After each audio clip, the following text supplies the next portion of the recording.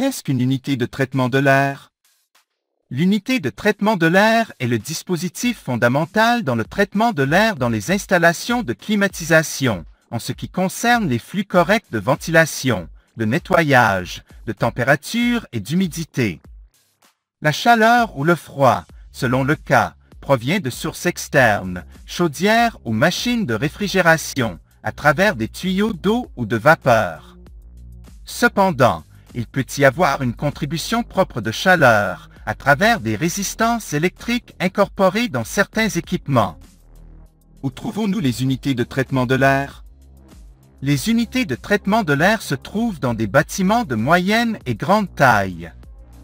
En général, elles sont situées dans le sous-sol, sur le toit ou sur les étages du bâtiment. Il est également très courant de les trouver autour du bâtiment.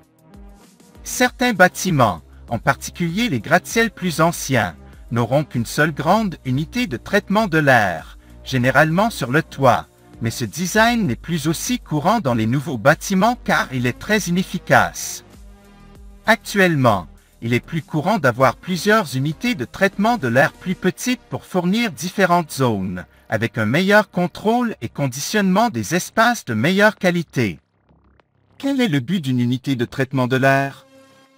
1. Prendre de l'air frais de l'extérieur, puis le nettoyer, le chauffer ou le refroidir, puis l'humidifier ou le déshumidifier. 2. Forcer l'air à travers des conduits autour de zones désignées à l'intérieur d'un bâtiment. 3. De plus, la plupart des unités auront un conduit supplémentaire pour prendre cet air usé et sale lors des installations et le renvoyer à l'unité de traitement de l'air, où un ventilateur le renvoie dans l'atmosphère. 4. Une partie de cet air de retour peut être recyclée dans la fourniture d'air frais pour économiser de l'énergie. Quelles sont les caractéristiques d'une unité de traitement de l'air typique? Nous les énumérons ci-dessous. 1. Dans un modèle de base, nous avons 2 conduits, un pour la fourniture et un pour l'air de retour. 2. L'unité de traitement de l'air a une grille pour éviter l'entrée d'objets. 3. À l'entrée de la fourniture et du retour, nous avons quelques registres ou volets, qui sont plusieurs feuilles de métal pouvant tourner et se fermer pour empêcher l'entrée ou la sortie d'air de l'unité de traitement. 4. Les volets peuvent être complètement ouverts pour permettre l'entrée ou la sortie d'air complète, ou peuvent varier leur position pour restreindre la quantité d'air pouvant entrer ou sortir. 5. Il peut y avoir un contrôleur motorisé qui change la position des volets. Si, après les volets, il y a des filtres pour piéger toute la saleté et la poussière, et dans chaque banque de filtres, il y aura un capteur de pression qui mesurera la saleté des filtres et alertera quand il sera nécessaire de les remplacer. 7. Comme les filtres collectent de la saleté, la quantité d'air pouvant passer à travers eux est restreinte, provoquant une chute de pression.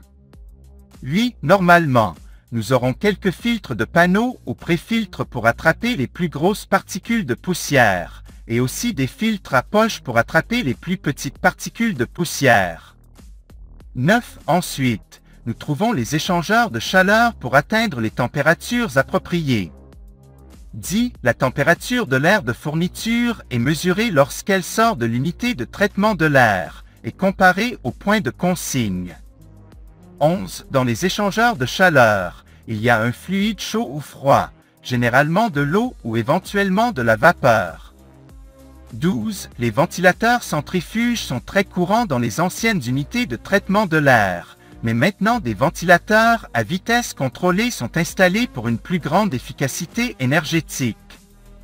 13. De l'autre côté du ventilateur, nous aurons également un capteur de pression qui détectera si le ventilateur fonctionne.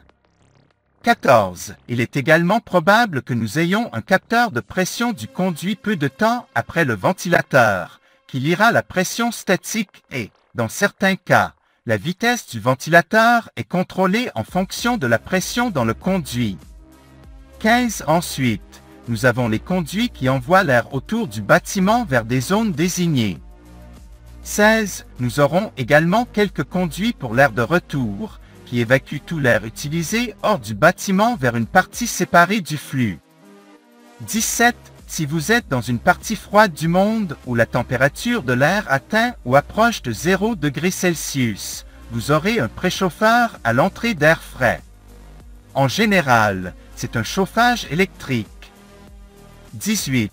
Lorsque la température extérieure est d'environ 5 degrés Celsius, le chauffage s'allumera et chauffera l'air pour protéger les composants à l'intérieur du gel.